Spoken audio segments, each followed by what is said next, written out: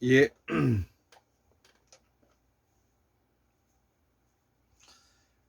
예, 오늘은 2023년 7월 14일, 음력으로는 5월 27일이 되겠습니다. 이번 그 장맛비가 줄기차게 이번 주에도 계속 내렸습니다. 오늘이 금요일이니까 내일 토요일이죠. 그래서 또 다음 주까지 이제 비가 계속 온다고 하니까 어, 올 장마도 비가 많이 오는 것 같습니다.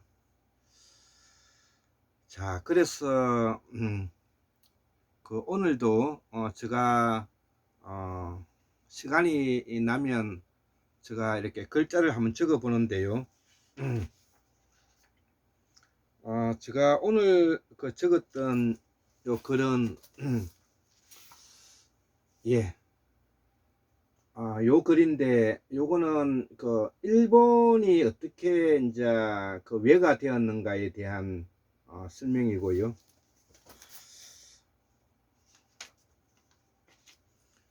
요거는 중국 문명과 일본 문명은 왜 한국 문명을 두려워하는가요? 또 남북의 민족 통일 국가가 이루어지는 것을 두려워하는가, 이런 말이 되겠습니다. 이런 내용을 바탕으로 해서 오늘 한번 강의를 해보고자 합니다. 자, 그래서 제가 제목을 이렇게 한번 붙여보았습니다. 그 한국문명 학술은 269번째 강의고요. 한국 정통사상 8번째 강의인데, 중국 문명과 일본 문명은 왜 한국 문명의 강력한 민족 통일 국가를 두려워하는가? 또 안동은 대한민국의 정신적 수도이다. 광주는 대한민국의 민주화의 수도이다. 예, 이런 제목을 한번 붙여봤습니다. 자, 그래서 왜 중국 문명과 일본 문명은 조선 문명의 강력한 남북의 통일 국가를 두려워하는가? 결론부터 말하면 이 한국 문명은, 즉 조선 문명이라고도 합니다. 이 한국 문명은 인류 시원의 핵심 요체인 말과 글의 종주국이기 때문에 그렇다는 것입니다.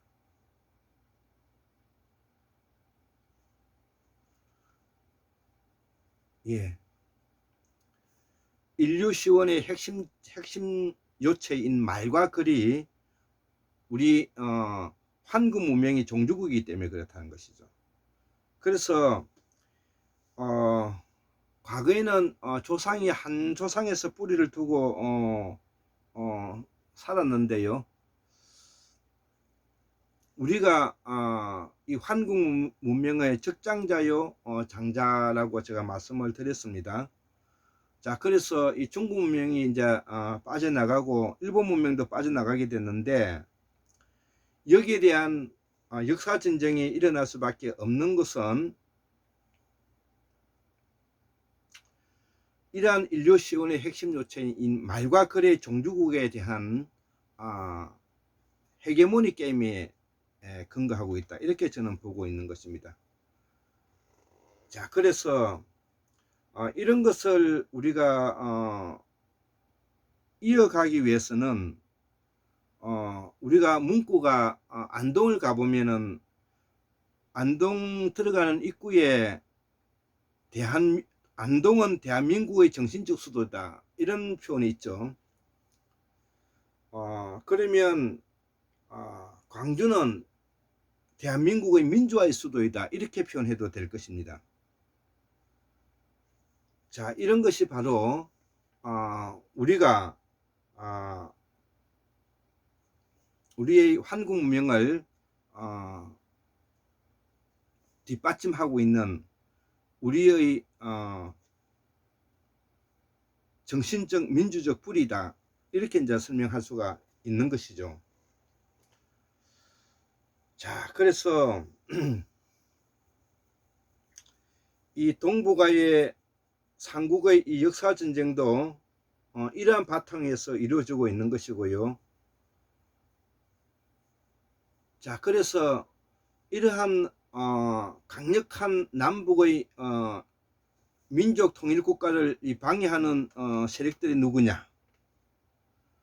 그것은 바로 우리 한국 내에서는 기독교 세력 등이 미국을 등에 업고, 기독교 세력들이 미국을 등에 업고 사대주의하는 자들이 있고요. 또 조선조 노론의 후예와 후손들이 친일 매국 행위 자들과 결탁해서 자신의 조상의 치부를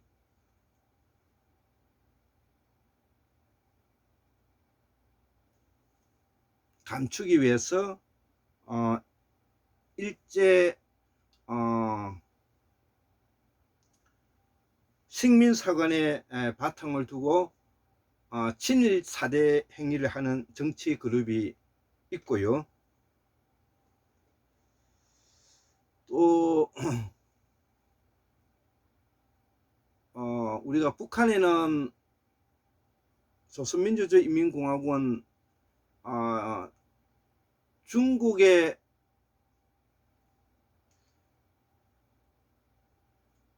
크나큰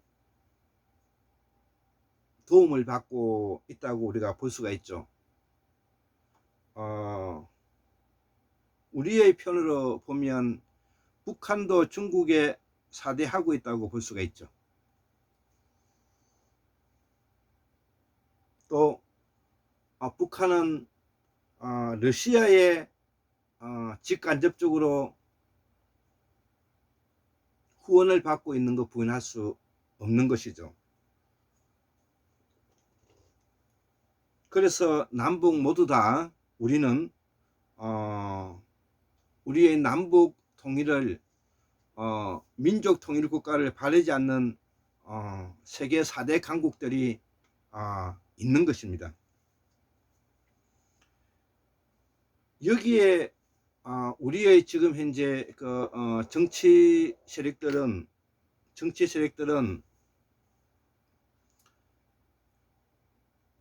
과거에는 애국과 국가에 대한 발전과 민족에 대한 염원이 있었지만 지금은 오로지 권력만 탐하는 버러지들로만 채워져 있는 것입니다. 그 버러지들의 행태가 바로 호남 천년사를 집필했던 친일 사학자들, 지금 이제 윤석열의 친일 사대주의자들,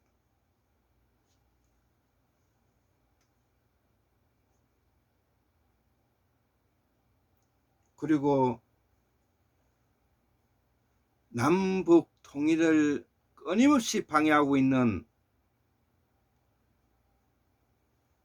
한국의 기독교 거구 세력들,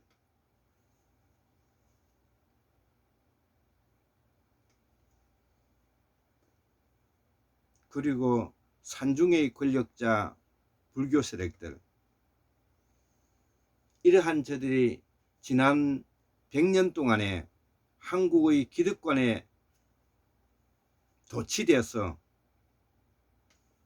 그들은 우리 한국의 장래에 대해서, 특히 남북 통일 문제에 대해서 외면하고 방치하고 있는 지금 현재 실정인 것입니다.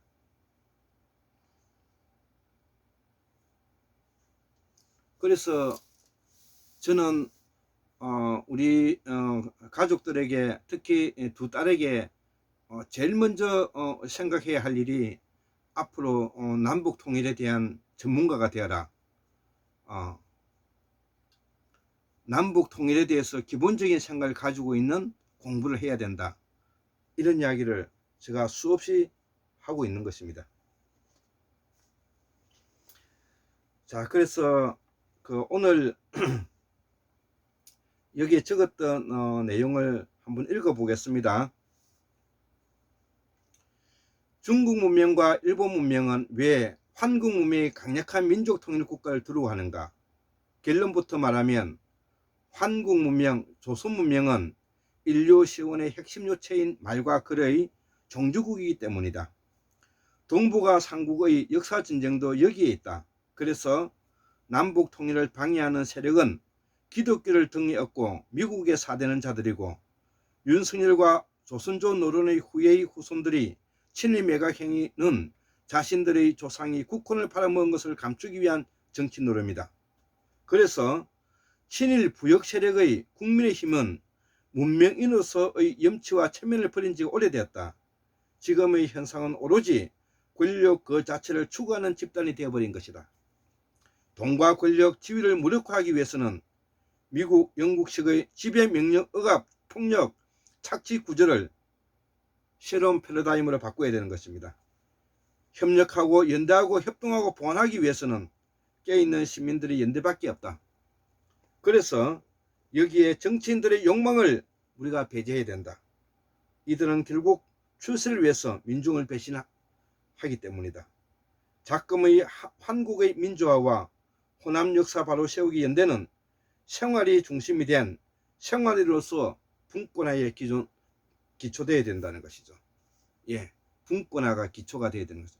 분권화하고 자율화하고 네트워크화, 분권화하고 자율화되고 네트워크화 되어야 되는 것입니다. 지배하고 명령하고 억압하고 폭하고 착취하는 구조에서 새로운 패러다임으로 바꿔야 된다. 이 이야기를 제가 한번 적어 보았습니다. 자, 그리고 한 꼭지 더 말씀을 드리고 싶은 부분이 있는데요. 요 내용은 제가 적은 글이기 때문에 읽어보면서 알려드리겠습니다. 태고사의 새발견, 즉 자연과학 세상을 공부하는 것이죠. 태고사의 새발견에서 한국의 민주화를 이루기까지 우리는 인사조직 연구를 해야 한다는 거죠. 그동안 한국의 학문이 끊어진 것을 잊기 위해 노력했다는 것이죠. 그 중에서도 우리의 말과 글을 잃어버린 것이 가장 문제가 되었고, 우리의 역사를 놓친 것이다 이거죠. 그래서 우리가 학문이 끊어졌는데, 그 학문이 끊어진 가장 큰 핵심이 우리의 말과 글을 잃어버렸다는 것입니다. 이는 궁극적으로 학문의 단절을 가져왔고, 학문의 단절은 한국의 민주화가 독재로 가게 된 계기가 되었다. 여기에 한국문명학술원이 징검다리를 놓기 위하여 여기에 가장 학식과 실력을 겸비한 대학자 5명을 찾았다는 것이죠.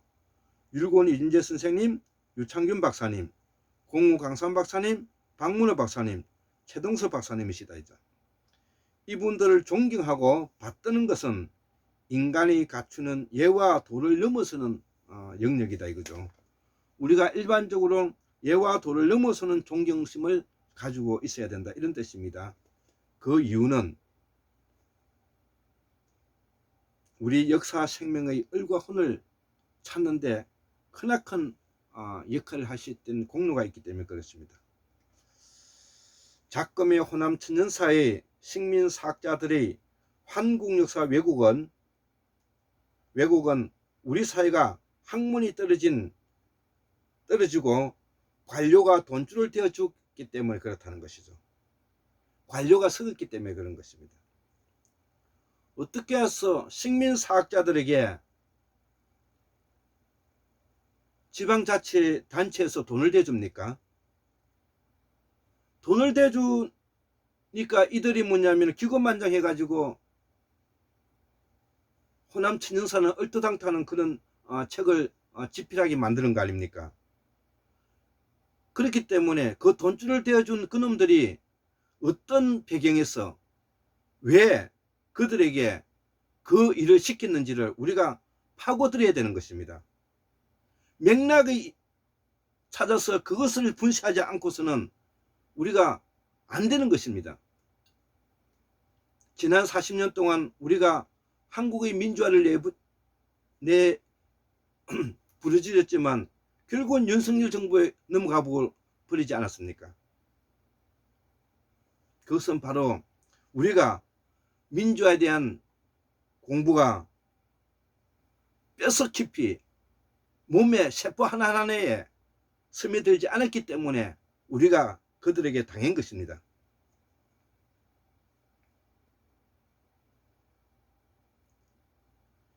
이것이 현재 우리 한국의 정치를 설명하고 있는 것이다. 어떻게 2023년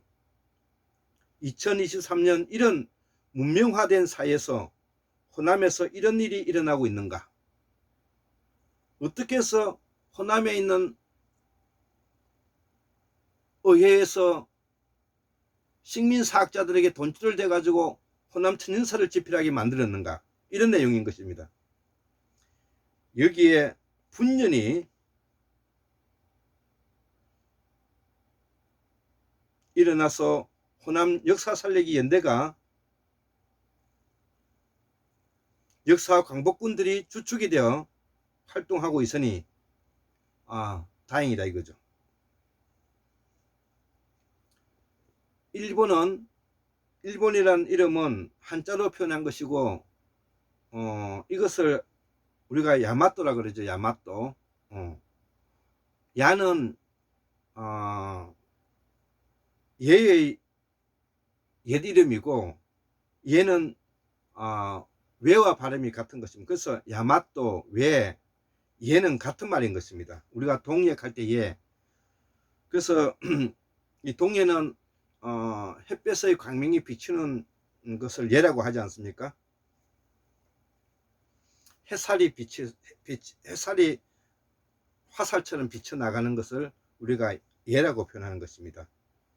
그래서 AD 247년경에 이 외세력들이 한반도에서 일본 큐슈로 이제 넘어가게 되었다는 것이죠. 그래서 이 외세례인들이 도련이라고 하는 것입니다. 그래서 일본에서는 일본 본토부기의 입장에서는 AD 247년경에 조선반도에서 넘어온 사람들을 도련이라고 하는 것입니다. 예인들이죠. 예인들. 이때에 이 한반도에는 이 조선이라고 말하고 한이라고 말하는 이러한 세력들이 살고 있었던 것입니다. 자, 그래서 이러한 야마토 외 예인 세력이 일본 큐슈로 넘어간 시기가 약 247년경이라는 것이죠.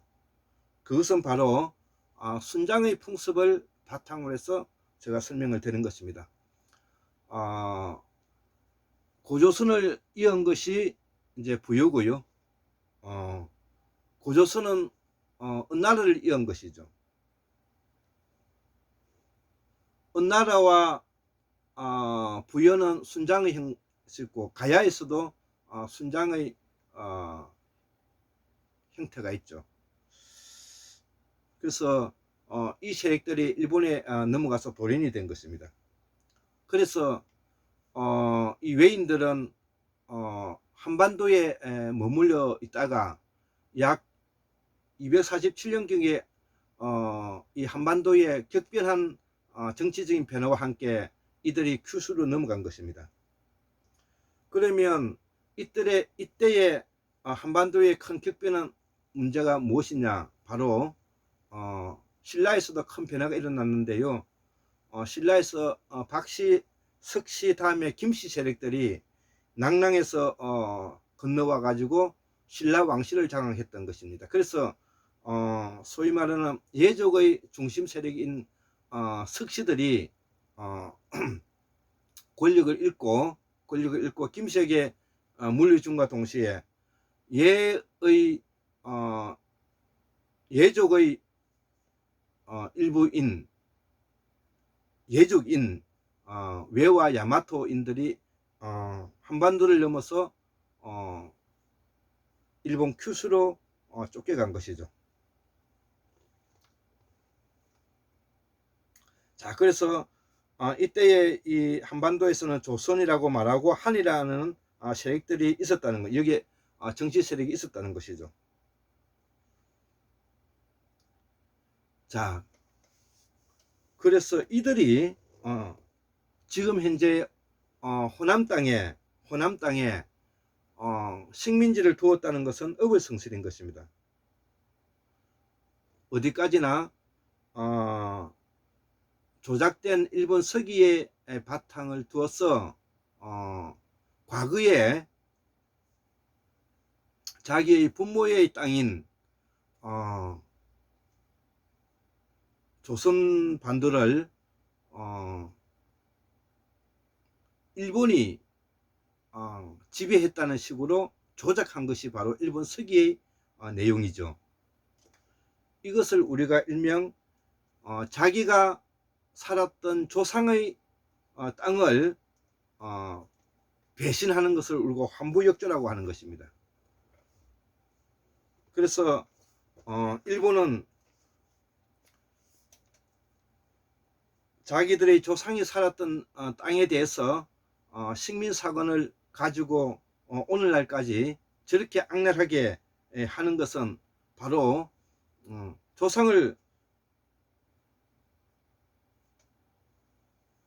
부정하는 환보역조와 다를 바가 없다, 이렇게 제가 말하고자 합니다. 자, 그래서 조선반도의 이 부요족의 일파인 일명 동해라 그러죠. 이들은 아까 석시가문이라고 했습니다. 이때의 한반도에서 정치적 혁명기가 있었는데 낭랑에 있었던 김씨 세력이 신라를 접수하면서 이들 세력들이 일본 땅 큐슈에 이동한 것이다 이거죠. 그래서 그들이 있었던 조국의 땅을 식민이라고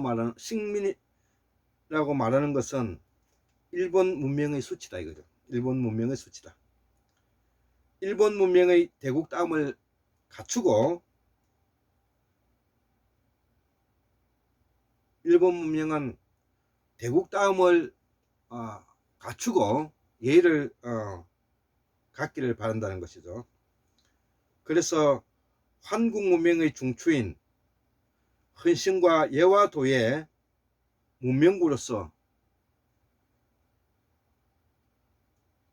예의를 갖추기를 바란다고 제가 점잖게 꾸짖고 싶은 것입니다. 자, 그래서 우리 안동에는 대한민국의 정신적 수도이고 광주는 대한민국의 민주화의 수도라는 이러한 역사가 면면히 내려오고 있는 이 모습을 우리가 지켜보면서 오늘도 이렇게 글을 한번 올려봅니다. 한국문명학술원 연구원 김태수. 예, 감사합니다.